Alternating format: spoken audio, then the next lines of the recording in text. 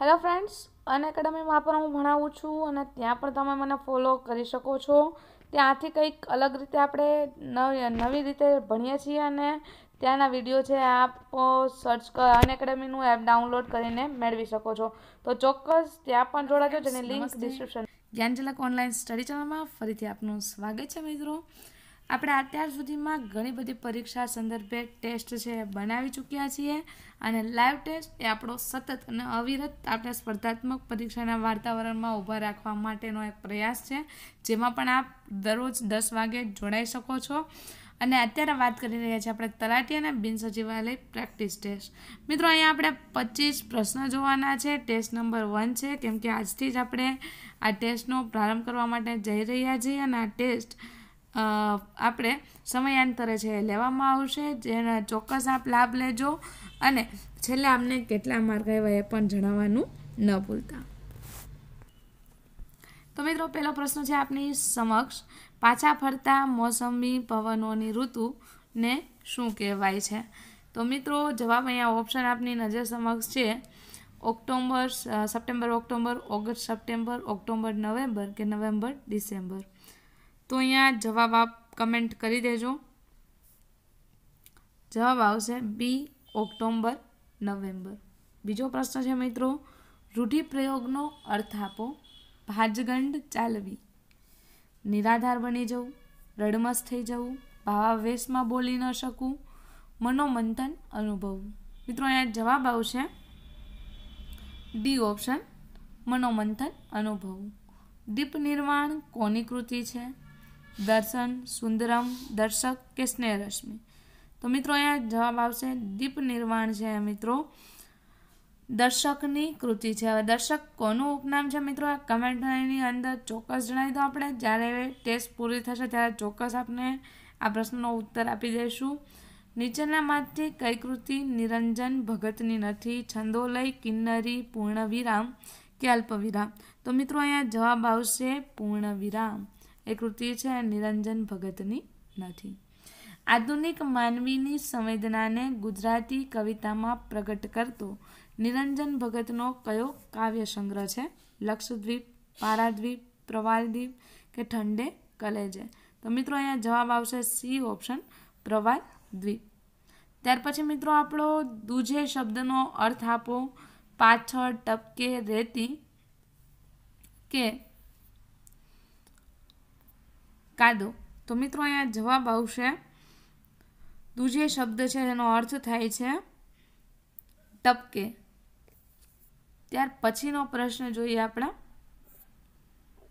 7મો પ્રશ્ન: પથ્થર થરથર ધ્રુજે પંક્તિમાં કયો અલંકાર છે? યમક, સજીવારોપણ, વ્યાસસ્તુતિ કે રૂપક. તો મિત્રો, અહીંયા જવાબ આવશે સજીવારોપણ અલંકાર છે.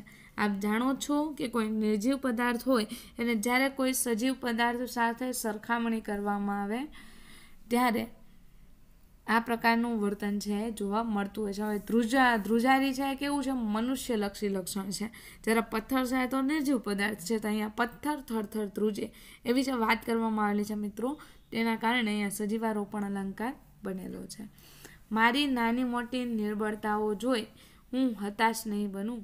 બીજાઓ કરતાં ચડિયાતી શક્તિ જોઈ ગર્વ નહીં કરું. મારી નિર્બળતાને દૂર કરવા પ્રયત્નશીલ રહીશ. આવું કથન કોનું છે? બાલમુકુંદ દવે, મકરંદ દવે, નર્મદા શંકર દવે કે પ્રફુલ્લ દવે. તો મિત્રો, અહીંયા જવાબ આવશે મકરંદ દવેનું આ વિધાન છે. દિલીપ રાણપુરાનું જન્મસ્થળ કયું છે? દિલીપ રાણપુરાનું જન્મસ્થળ કયું છે?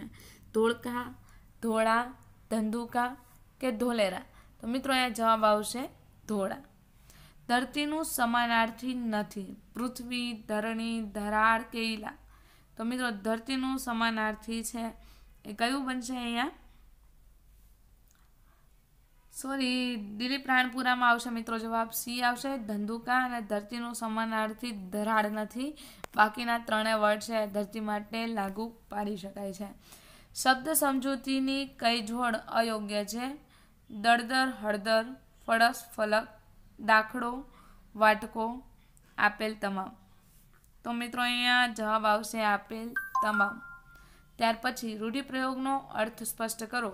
માથું ફોડીને લોહી કાઢવું, ખૂબ દુઃખ પડવું, કલ્પના કરવી, સખત મહેનત કરવી કે મજાક કરવી. તો મિત્રો અહીંયા જવાબ આવશે સખત મહેનત કરવી, માથું ફોડીને લોહી કાઢવુંનો રૂઢિપ્રયોગનો અર્થ થાય છે. આનંદ શંકર ધ્રુવની કઈ કૃતિ છે? 4 ઓપ્શન છે મિત્રો આપની સમક્ષ. મહાભાષ્ય, વિચાર માધુરી, માધુરી દીક્ષિત તો આવશે જ નહીં, અને વસંત વિજય. આનંદ શંકર ધ્રુવની મિત્રો કૃતિ છે વિચાર માધુરી. ખાસ યાદ રાખી લેજો, માધુરી શબ્દનો સિમિલર અહીંયા ઓપ્શન મૂકેલો છે. ત્યાર પછી 14મો પ્રશ્ન છે, 4 ગાંવ જેટલું અંતર શબ્દ સમૂહ માટે એક શબ્દ આપો. માઇલ, નોટિકલ માઇલ, યોજન અને વજન. તો મિત્રો અહીંયા જવાબ આવશે યોજન. 4 ગાંવ જેટલું અંતર એટલે એક યોજન થાય. મુકેશ જોશીનું જન્મસ્થળ જણાવો. મિત્રો મુકેશ જોશીનું જન્મસ્થળ છે એના ઓપ્શન છે સાવલી, ચીખલી, વડાલી ને બોડેલી. જવાબ આવશે અહીંયા વડાલી. ત્યાર પછીનો પ્રશ્ન છે, મુકેશ જોશીનું કૃતિનું નામ જણાવો. અંતરયાત્રા, ઈશ્વર સત્ય છે, અંડેરી ગંડેરી, ફૂલ ફોરમના. તો મિત્રો અહીંયા અંતરયાત્રા છે જવાબ આવશે.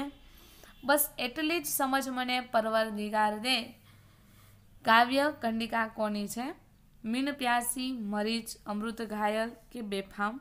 તો આપણે ચોક્કસ જણાવી દઈએ, મરીચની આ કાવ્ય કંડિકા છે.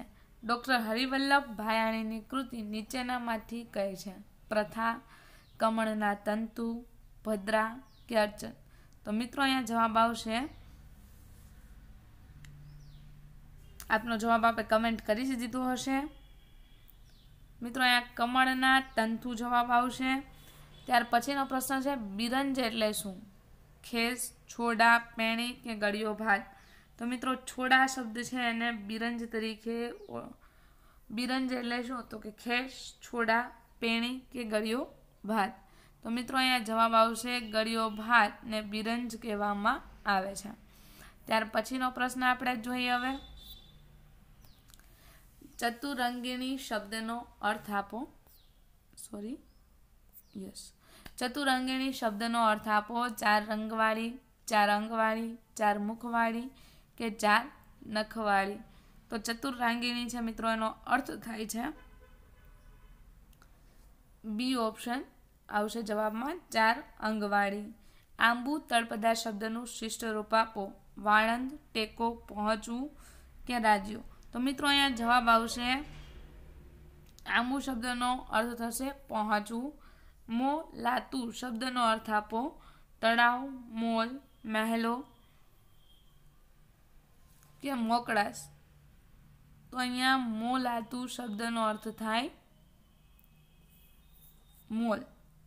ઇન્દુ ગાંધીનું જન્મસ્થળ જણાવો. વડોદરા, નડિયાદ, રાજકોટ કે મોરબી.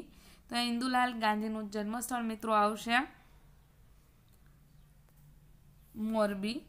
નીચેનામાંથી કઈ કૃતિ ઇન્દુલાલની નથી? ઈંધણ, ગોરસ, અનવોન્મેષ કે તેજ રેખા. તો અહીંયા જવાબ આવશે મિત્રો ડી ઓપ્શન તંજ રેખા. જે પણ મિત્રો ડી ધારેલો હતો એમનો જવાબ બિલકુલ સાચો છે. ત્યાર પછીનો પ્રશ્ન છે, નીચેનામાંથી કઈ કૃતિ કિશોર મકવાણાની છે? સ્વાભિમાનના તીર્થસ્થાનો, ભોળી રે ભરવાડન, જીવનના જળ કે ખંડિત મૂર્તિઓ. તો મિત્રો અહીંયા જવાબ આવશે એ ઓપ્શન સ્વાભિમાન તીર્થસ્થાનો. તો મિત્રો આજથી આપણી આજના 25 પ્રશ્નોની ટેસ્ટ આપને કેટલા માર્ક આવ્યા કમેન્ટ કરીને ચોક્કસ જણાવજો. જો વિડીયો ગમ્યો હોય તો આપના મિત્રો સાથે શેર પણ કરી દેજો અને લાઇક પણ ચોક્કસ કરજો. કેમ ઘણા બધા મિત્રો એવા છે કે જે જોવે છે, વ્યૂઝ કરે છે, પરંતુ લાઇક આપવાનું ભૂલી જાય છે. અને લાઇક ન આપવાનું રીઝન એ છે કે વિડીયો આપને નથી ગમતો. તો શા માટે નથી ગમ્યો એ પણ અમને ચોક્કસ કમેન્ટ કરીને જણાવવાનું પણ ભૂલવાનું નથી. ને આપ કેવા વિડીયો જોવા માગો છો એ પણ અમને ખાસ કમેન્ટ કરજો. Thank you so much. આપ બધાના સહકારથી, સાથથી જ આપણે 36,000 વટાવીને હવે 37,000ની સપાટી પર આવી ચૂક્યા છીએ. તો આવી ચૂકવાના છે ટૂંક સમયની અંદર. તો એ બદલ આપ બધાને ખૂબ ખૂબ અંતરથી ધન્યવાદ. આ જ રીતે સાથ સહકાર જાળવી રાખજો જેથી આપણે પરિવાર છે 50,000 સુધી આવી જાય. Thank you.